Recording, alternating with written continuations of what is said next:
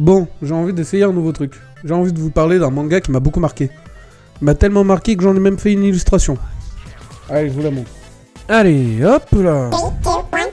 Ce manga s'appelle Run Day Burst de Yuko Osada. Désolé pour l'accent français.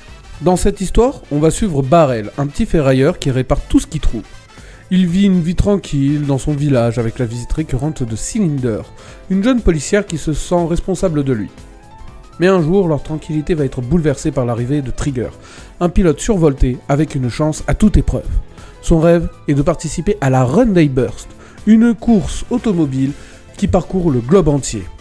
On part d'un point A pour arriver à l'autre bout de la planète. Tous les coups sont permis et tous les tracés sont permis. Trigger va prendre le tracteur modifié par le défunt père de Barrel avec un moteur d'avion.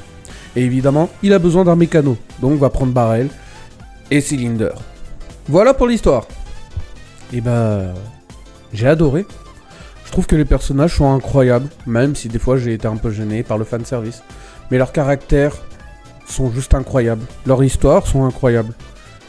Même si l'histoire du manga semble vue et revue, moi j'ai vu nulle part ailleurs. Et du coup, ça a été un plaisir de découvrir ça. C'est un peu daté, mais franchement, j'ai adoré.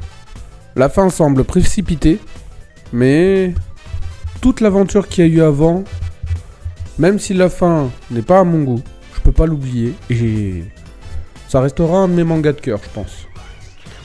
Donc je vous laisse avec la fin du timelapse et je vous dis à plus.